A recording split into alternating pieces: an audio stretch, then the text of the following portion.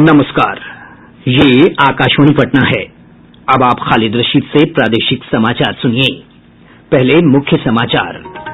पहले और दूसरे चरण के मतदान के लिए चुनाव प्रचार जोरों पर। एनडीए और महागठबंधन के बीच आरोप प्रत्यारोप जारी। 3 नवंबर को होने वाले दूसरे चरण के मतदान के लिए नामांकन पत्र वापसी का कल अंतिम दिन। तीसरे चरण के लिए मंगलवार 20 अक्टूबर तक पर्चे दाखिल किए जाएंगे। लोक जनशक्ति पार्टी के अध्यक्ष चिराग पासवान ने फिर दोहराया, विधानसभा चुनाव के बाद उनकी पार्टी भाजपा का समर्थन करेगी, लेकिन राजद कांग्रेस के साथ कोई गठबंधन नहीं करेगी। और राज्य में कोविड-19 से स्वस्थ होने वालों की दर 94% से अधिक हुई। लगभग 2 लाख मरीजों ने कोरोना को दी मात। बुलेटिन की शुरुआत इस संकल्प के साथ। कोविड-19 महामारी के खिलाफ देश एकजुट होकर लड़ रहा है। आप भी हमारे साथ सुरक्षा और बचाव के 3 आसान एहतियाती उपायों का संकल्प लें। कोविड-19 से बचाव और सुरक्षित रहने के 3 उपाय। मास्क लगाएं, 2 गज दूरी है जरूरी, सुरक्षित दूरी रखें, हाथ और मुंह साफ रखें। अब समाचार विस्तार से। विधानसभा चुनाव के पहले और दूसरे चरण के लिए प्रचार तेज हो गया है। पहले चरण में 28 अक्टूबर को 71 निर्वाचन क्षेत्रों में मतदान होगा। वहीं दूसरे चरण में 3 नवंबर को 94 विधानसभा निर्वाचन क्षेत्रों के लिए वोट डाले जाएंगे। एनडीए और महागठबंधन के नेताओं ने अलग अलग क्षेत्रों में जनसभाएं की। भारतीय जनता पार्टी ने अपने स्टार प्रचारकों और केंद्रीय मंत्रियों को चुनाव प्रचार में उतारा है। भाजपा के वरिष्ठ नेता और केंद्रीय मंत्री रविशंकर प्रसाद ने आज रोहतास के चेनारी में जदयू प्रत्याशी ललन पासवान के पक्ष में वोट मांगते हुए कहा कि एनडीए सरकार ने राज्य में सुशासन स्थापित किया है। उन्होंने विपक्ष पर आरोप लगाते हुए कहा कि राजद और कांग्रेस को सिर्फ अपने परिवार की चिंता है। इधर बिहार चुनाव प्रभारी देवेंद्र फडणवीस ने भागलपुर में प्रधानमंत्री नरेंद्र मोदी की प्रस्तावित रैली की तैयारियों का जायजा लिया। इस अवसर पर एक बैठक को संबोधित करते हुए उन्होंने कहा कि एनडीए सरकार ने बिहार को नई पहचान देने का काम किया है। इधर जदयू अध्यक्ष और मुख्यमंत्री नीतीश कुमार ने आज बक्सर और भोजपुर जिले के नावानगर, तरारी और जगदीशपुर में चुनावी सभाओं को संबोधित किया। इस अवसर पर उन्होंने अपनी सरकार के विकास कार्यों का जिक्र करते हुए कहा कि अगर दोबारा सत्ता मिली तो विकास कार्यों को और तेज किया जाएगा। श्री कुमार ने विकसित बिहार के लिए लोगों से जाति और धर्म से ऊपर उठकर एनडीए को वोट देने की अपील की। चुनाव प्रचार के दौरान भाजपा के वरिष्ठ नेता सुशील कुमार मोदी भी उनके साथ मौजूद थे। इधर महागठबंधन की ओर से राजद नेता तेजस्वी प्रसाद यादव ने जमुई के चानन, गया के शेरघाटी और शेखपुरा जिले के घाट कुसुम्भा में जनसभा को संबोधित किया। राजद नेता ने कहा कि रोजगार और विकास उनकी प्राथमिकता होगी। तेजस्वी प्रसाद यादव ने एनडीए सरकार के 15 साल के शासनकाल को पूरी तरह विफल बताते हुए गरीबी, बेरोजगारी और पलायन दूर नहीं करने का आरोप लगाया। वहीं दूसरी ओर भाकपा माले के महासचिव दीपांकर भट्टाचार्य ने आज समस्तीपुर के मुक्तापुर में चुनावी सभा को संबोधित करते हुए कहा कि इस चुनाव में बदलाव की जबरदस्त लहर चल रही है। इस बार महागठबंधन की जीत तय है। भाजपा के वरिष्ठ नेता और केंद्रीय गृह मंत्री अमित शाह ने कहा है कि बिहार विधानसभा चुनाव में अगर भाजपा को जदयू से अधिक सीटें मिलती हैं तो भी नीतीश कुमार ही राज्य के अगले मुख्यमंत्री होंगे। उन्होंने कहा कि भाजपा ने नीतीश कुमार को मुख्यमंत्री बनाने की सार्वजनिक रूप से पहले ही घोषणा कर दी थी। जब से नीतीश कुमार जी के साथ हमारी सरकार बनी तब से भारतीय जनता पार्टी ने फैसला किया था कि बिहार का जो 2020 का चुनाव है वो हम नीतीश कुमार जी के नेतृत्व में लड़ेंगे। मैं आज फिर से दोहराना चाहता हूं कि चुनाव बिहार में श्री नीतीश कुमार के नेतृत्व में लड़ा जा रहा है और नरेंद्र मोदी जी एनडीए के सर्वमान्य प्रमुख नेता हैं, उनके नेतृत्व में लड़ा जा रहा है। तो जो कुछ भी भ्रांतियां फैलाने का प्रयास कर रहा है, मैं आज इस पर बड़ा फुल स्टॉप लगाना चाहता हूं। नीतीश कुमार ही बिहार के अगले मुख्यमंत्री हों। इधर लोक जनशक्ति पार्टी के अध्यक्ष चिराग पासवान ने आज फिर दोहराया कि विधानसभा चुनाव के बाद उनकी पार्टी भाजपा का समर्थन करेगी, लेकिन नीतीश कुमार के नेतृत्व वाले जदयू के साथ नहीं जाएगी। आज पटना में संवाददाताओं से बातचीत में चिराग पासवान ने कहा कि लोजपा प्रधानमंत्री नरेंद्र मोदी के दृष्टिकोण के प्रति कटिबद्ध है। श्री पासवान का यह बयान ऐसे समय में आया है जब भाजपा नीतीश कुमार के प्रति अपना समर्थन दोहरा रही है और कह रही है कि उसका गठबंधन जदयू के साथ है। श्री पासवान ने यह भी कहा कि चुनाव के बाद लोजपा राजद कांग्रेस के साथ कोई गठबंधन नहीं करेगी। मुजफ्फरपुर के बोचहा से निवर्तमान विधायक बेबी कुमारी अब लोजपा के टिकट पर चुनाव नहीं लड़ेंगी। वो कल नामांकन पत्र दाखिल करने वाली थी। बेबी कुमारी ने भाजपा से टिकट नहीं मिलने पर लोजपा की सदस्यता ग्रहण की थी। उन्होंने कहा कि वो भाजपा में ही बनी रहेंगी। राष्ट्रीय लोक समता पार्टी रालोसपा ने विधानसभा चुनाव के तीसरे चरण के लिए 25 उम्मीदवारों की सूची जारी कर दी है। इसके साथ ही वाल्मीकिनगर लोकसभा उपचुनाव के लिए पार्टी ने प्रेम कुमार चौधरी को अपना उम्मीदवार बनाए जाने की घोषणा की है। विधानसभा चुनाव के दूसरे चरण के लिए नाम वापसी का कल अंतिम दिन है। दूसरे चरण के तहत 3 नवंबर को 94 विधानसभा सीटों पर मतदान होना है। दूसरे चरण के लिए कुल 1717 उम्मीदवारों ने नामांकन किया था, जिसमें जांच के बाद 1514 उम्मीदवारों के पर्चे वैध पाए गए हैं। चुनाव आयोग ने बताया है कि अंतिम सूची जल्द ही जारी की जाएगी। पटना जिले में नामांकन पत्रों की जांच के बाद 9 विधानसभा क्षेत्रों में 182 उम्मीदवारों के पर्चे वैध पाए गए हैं, जबकि कुल 32 उम्मीदवारों का नामांकन रद्द किया गया है। विधानसभा के तीसरे और अंतिम चरण के लिए नामांकन की प्रक्रिया जारी है। आज साप्ताहिक अवकाश के कारण कोई नामांकन नहीं हुआ।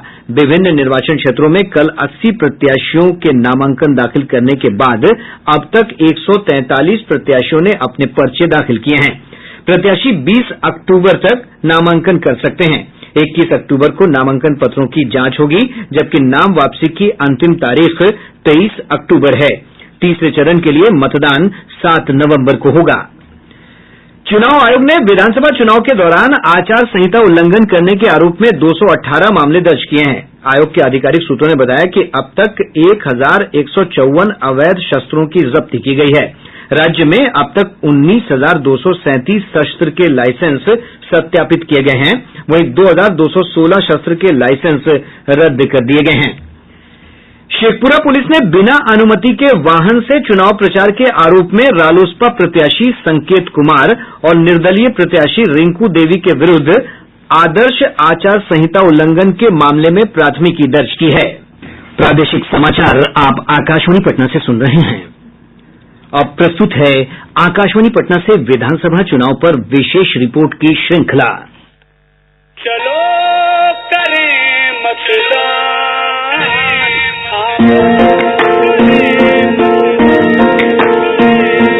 आओ चलें आगे बढ़ें, लोकतंत्र गढ़ें। इस कड़ी में आज जानते हैं नवादा जिले का चुनावी परिदृश्य। जिले की 5 सीटों पर पहले चरण में 28 अक्टूबर को मतदान संपन्न होंगे। सुनते हैं हमारे संवाददाता की ये रिपोर्ट।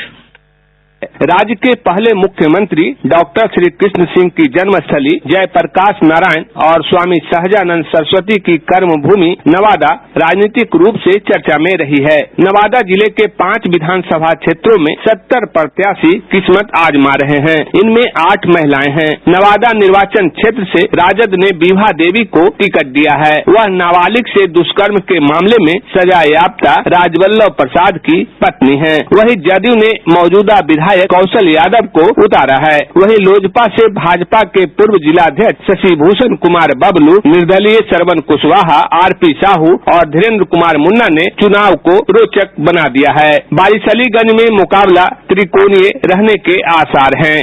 भाजपा की विधायक अरुणा देवी और महागठबंधन से कांग्रेस जिलाध्यक्ष सतीश कुमार मंटन तथा पूर्व विधायक प्रदीप कुमार की पत्नी आरती सिन्हा के बीच मुकाबला है। हिसुआ में बीजेपी विधायक अनिल सिंह और कांग्रेस से पूर्व राज्य मंत्री आदित्य सिंह की पुत्रवधू नीतू कुमारी के बीच मुकाबला है। गोविंदपुर में जदयू से विधायक पूर्णिमा यादव और राजद से मोहम्मद कामरान प्रमुख उम्मीदवार हैं, लेकिन लोजपा से रंजीत यादव के चुनावी मैदान में उतरने से मुकाबला रोचक हो गया है। रजौली सुरक्षित निर्वाचन क्षेत्र में राजद विधायक प्रकाश वीर और भाजपा के पूर्व विधायक कन्हैया कुमार चुनावी मैदान में हैं। लेकिन पूर्व विधायक बनवारी राम और प्रेमा चौधरी के निर्दलीय आने से चुनाव संघर्षपूर्ण बन गया है। जिले में 17,30,000 से अधिक मतदाता उम्मीदवारों के भाग्य का फैसला करेंगे। आकाशवाणी समाचार के लिए नवादा से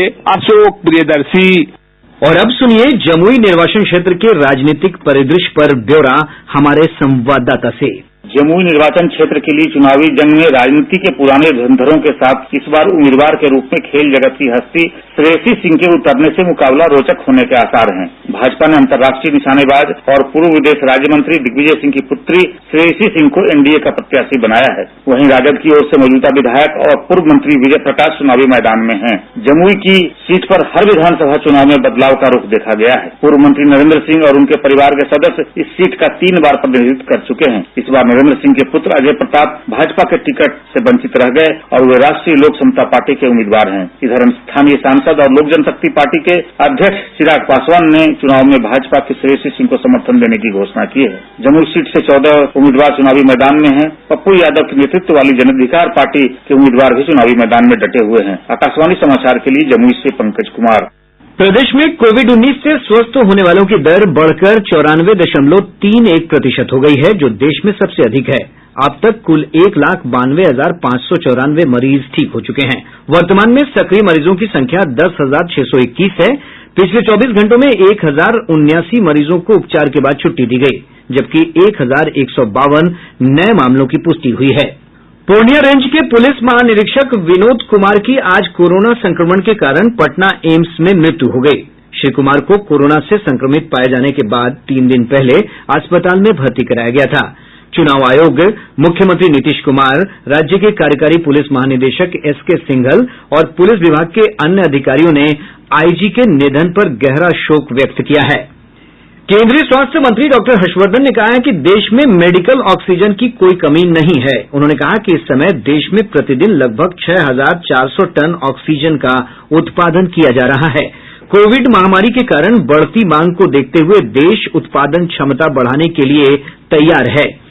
उन्होंने कहा कि स्वास्थ्य मंत्रालय राज्यों के नोडल अधिकारियों के साथ नियमित रूप से वीडियो कॉन्फ्रेंस के जरिए देश में मेडिकल ऑक्सीजन की उपलब्धता और आपूर्ति दोनों पर निगरानी रख रहा है।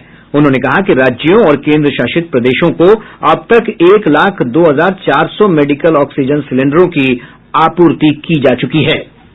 चिकित्सा विशेषज्ञों ने त्योहारों के मौसम में कोरोना वायरस के संक्रमण से निपटने के लिए सुरक्षा उपायों के महत्व पर बल दिया है। डॉक्टर राजेंद्र धमीजा ने लोगों को सुरक्षित दूरी बनाए रखने और भीड़-भाड़ वाले स्थानों पर जाने से बचने की सलाह दी है। तो त्योहार तो हर साल आएंगे और आगे भी आएंगे, लेकिन कोरोना से लड़ने की जो हमारी इस समय जंग जारी है वो इस समय बहुत जरूरी है। और जितना हो सके हम कम से कम बाहर भीड़ भाड़ वाली जगह पर जाएं, और जाएं तो अपना काम फटाफट करें और फिर वापस लौट के आएं। और कोशिश करें कि लोगों के घर में ना जाएं या लोगों को घर में ना बुलाएं। अगर कोई आपके घर में कोई आता है, चाहे वो आपके मित्र हैं, रिश्तेदार हैं, चाहे वो आपके वर्कर्स हैं, मेक श्योर कि वो जो है पूरी रेस्पिरेटरी हाइजीन है, चाहे वो डिस्टेंसिंग है, चाहे वो मास्किंग का ध्यान पूरा रखें और वो सिम्टम्स फ्री हो। अगर उनको कोई भी लक्षण है कोरोना के तो उनको घर में मत आने दें, और ज्यादा जरूरी है सब एक दूसरे का बचाव करें। अररिया जिले में आज अलग अलग सड़क दुर्घटनाओं में 5 लोगों की मौत हो गई। और अब अंत में मुख्य समाचार एक बार फिर। पहले और दूसरे चरण के मतदान के लिए चुनाव प्रचार जोरों पर। एनडीए और महागठबंधन के बीच आरोप प्रत्यारोप जारी। 3 नवंबर को होने वाले दूसरे चरण के मतदान के लिए नामांकन पत्र वापसी का कल अंतिम दिन। तीसरे चरण के लिए मंगलवार 20 अक्टूबर तक पर्चे दाखिल किए जाएंगे। लोक जनशक्ति पार्टी के अध्यक्ष चिराग पासवान ने फिर दोहराया, विधानसभा चुनाव के बाद उनकी पार्टी भाजपा का समर्थन करेगी, लेकिन राजद कांग्रेस के साथ कोई गठबंधन नहीं करेगी। और राज्य में कोविड-19 से स्वस्थ होने वालों की दर 94% से अधिक हुई। लगभग 2 लाख मरीजों ने कोरोना को दी मात। इसके साथ ही आकाशवाणी पटना से प्रसारित प्रादेशिक समाचार का ये अंक समाप्त हुआ। कोविड-19 से बचाव और सुरक्षित रहने के 3 उपाय। मास्क लगाएं, 2 गज दूरी है जरूरी, सुरक्षित दूरी रखें, हाथ और मुंह साफ रखें।